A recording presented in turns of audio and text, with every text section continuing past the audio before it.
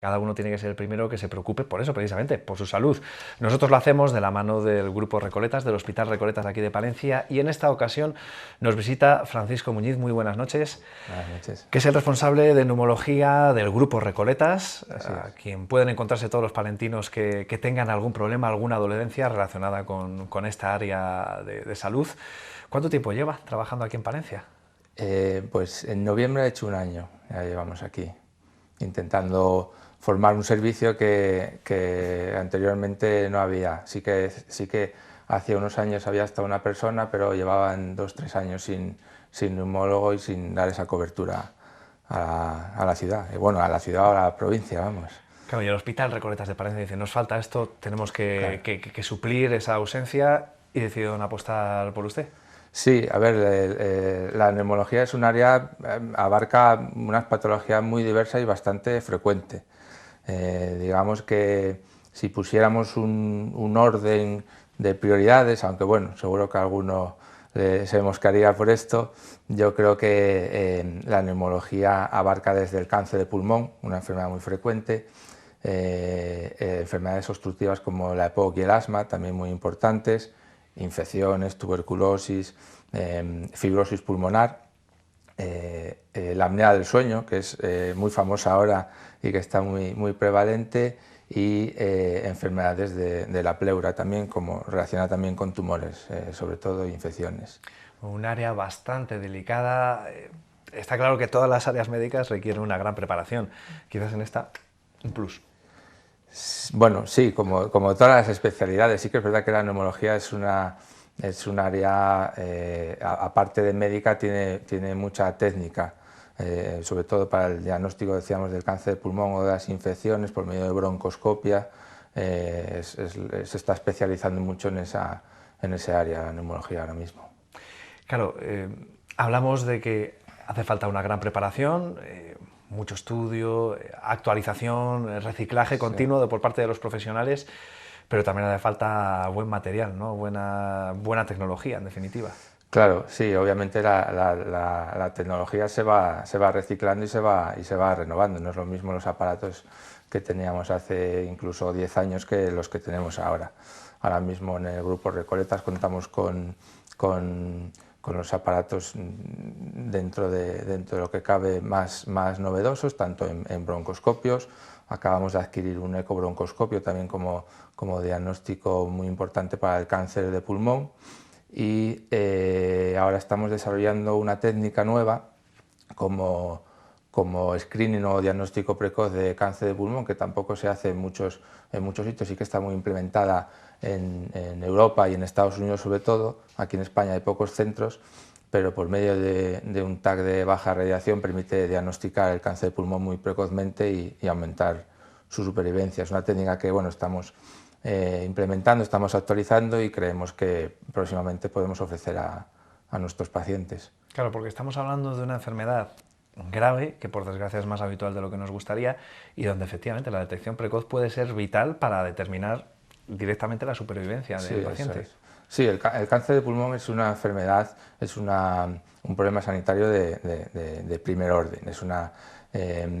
Si hablamos de términos de cifras, que a los médicos nos gusta mucho hablar de eso. Y a los periodistas también, ¿eh? Sí. Los periodistas una cifra o dos nos vuelven locos. Bueno, pues para que lo apunte si quieres, el cáncer de pulmón en términos de frecuencia es el tercero en hombres, por detrás del cáncer de próstata, el cáncer con el recto, y en mujeres ya los últimos censos hablan de que también es la tercera causa, ha aumentado mucho, estamos viendo la mujer se ha adentrado más tarde en el hábito tabáquico y estamos empezando a ver las consecuencias a largo plazo ahora.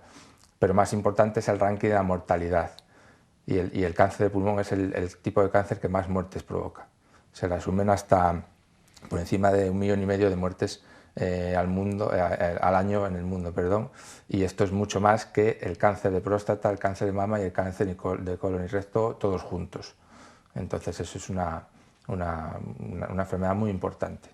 El problema de esta mortalidad viene dada porque el cáncer de pulmón no suele dar síntomas. Muchos, digamos que hasta el 15%, ya estoy otra vez con las cifras, hasta el 15% del paciente se diagnostican en estadios precoces y estadios que son curables por medio de cirugía o por medio de quimioterapia o radioterapia. Bueno. El resto llegamos tarde. Y el resto sí, el cáncer de pulmón hay que recordar que tiene una supervivencia a los 5 años de un 12 o 15%, es muy bajo eso. Entonces, los avances y las miras de la neumología sobre todo van a esto, es un cáncer que hay que erradicar o hay que detectar mucho más precozmente. Al igual que, por ejemplo, en el cáncer de mama o en el cáncer de colon tenemos programas de screening, que a todos nos llegará dentro de unos años la carta de la colonoscopia, por ejemplo, pues el cáncer de pulmón no hay nada. Entonces, como decía, se están desarrollando programas de screening con tags de baja radiación que bueno, falta todavía ver los resultados a largo plazo, pero los últimos resultados hablan de aumentar este 15% de diagnósticos en estadios precoces, aumentarlo hasta más de un 45% y aumentar la supervivencia global en más de un 20%. Bueno, no olvidemos, no obstante, que lo mejor para estos casos es la prevención. Y hablando del cáncer de pulmón, y me duele decirlo como fumador, está asociado en un porcentaje elevadísimo, por no decir total, al tabaco. Sí, el 90% del cáncer de pulmón es debido al tabaco. Sí que es verdad que hay otros factores, incluso ahora que se está hablando mucho de la contaminación, también es un factor que se ha demostrado que provoca cáncer de pulmón, pero sobre todo es el tabaco. Debemos incidir en esa prevención primaria, el no fumar o dejar de fumar cuanto antes. Lamentablemente, tengo que decirte que el dejar de fumar, al pasar los años, el riesgo no vuelve a cero, el riesgo de tener un cáncer de pulmón no se asemeja a uno que no ha fumado nunca, pero se reduce bastante. Y de hecho, merece la pena, en definitiva. Claro, de hecho, dicen hay epidemiólogos de buen renombre que hablan que si lográsemos erradicar el tabaco, en próximas generaciones las cifras del cáncer de pulmón serían totalmente anecdóticas. Qué mal invento el tabaco. Pues sí.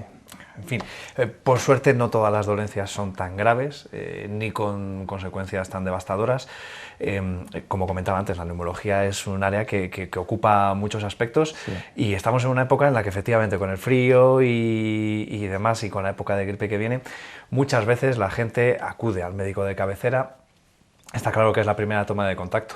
No sé si hay algún truco, alguna técnica también para prevenir el cogernos los catarros habituales de esta época. La gripe ya es una cuestión de contagio, pero si quizás se puede hacer algo para que nos cuidemos un poco más y tengamos que acudir menos al médico, saturar menos, en este caso, el hospital de Recoletas.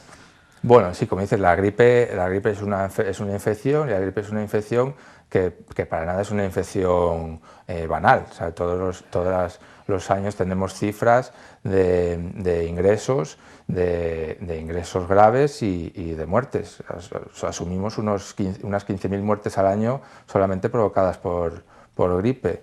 Prevención, en el caso de la gripe, la vacunación. Sí que es cierto que la gripe, sobre todo, es más complicada, es más fuerte en determinados grupos de edad, los niños y los ancianos, y personas con patologías crónicas, patologías como EPOC, que es una enfermedad pulmonar crónica, asma, cardiopatías. Esos son los grupos que más están relacionados con gripe o con gripe con mayor complicación, ¿vale? Sí que quiero lanzar o desmentir un mito de que la vacuna, la gripe, ese miedo que hay de que la vacuna provoca gripe. Era lo que iba a preguntar a continuación, que estamos en la época de los antivacunas y de los recelosos, ¿no? De pensar que no, lo que están haciendo es meternos la gripe. Sí.